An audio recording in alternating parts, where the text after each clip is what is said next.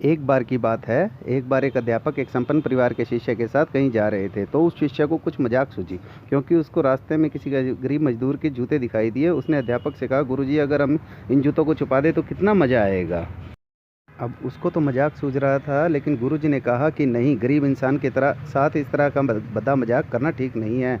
उसने कहा, क्यों ना हम इन जूतों में कुछ सिक्के डाल दें और देखें कि इस गरीब मजदूर पर क्या प्रभाव पड़ता है। जैसे ही मजदूर अपना काम करके लौटा, उसने एक पाँव अपने जूते में डाला तो उसको कुछ कठोर सा महसूस हुआ। उसने अंदर हाथ डाला तो उसको कुछ सिक्के दिखाई दिए। वह थोड़ा आश्चर्य में पड़ गया। आसपास किसी को देखा तो कोई भी दिखाई नहीं दिया। वापस उसने दूसरा पैर अपने जूते में डाला और वापस उसको उसमें कुछ सिक्के दिखाई दिए। अब दोनों जूतों के सिक्कों को उसने अपने हाथ में रखा और प्रभु की तरफ इशारा किया, हे प्रभु, पता नहीं किस भले मनुष्य ने यह सिक्के मेरे जूते में छुपाए हैं, लेकिन जिसने छुपाए हैं उसको मेरी दुआ है, इन पैसों से मैं अपने बच्चों और पत्नी के लिए कुछ खाना और दवाइयाँ ला सकूँगा। और इतना बोलकर वह चला गया। इस बात को शिष्य और अध्यापक दोनों सुन रहे थे। अब अध्यापक ने शिष्य से पूछा कि अब तुम मुझे बताओ, तुम्हें कैसा महसूस हुआ, तुम्हारी पहले वाली मजाक या मेरा यह तरीका।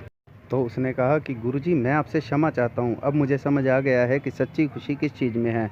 जब हम किसी के मजाक उड़ाते हैं तो हमें कुछ पल का आनंद मिलता है, लेकिन इसमें हमें बहुत बद्दुआ मिलती है। लेकिन अगर हम किसी की मुश्किल परिस्थिति में मदद करते हैं और जिसकी भी हम मदद करते हैं उसको भी नहीं पता, तो हमने उसकी मदद की है, लेकिन अंदर ही अंदर हमें पता है कि हमने उस इंसान की मदद की है। यही सच्ची खुशी है।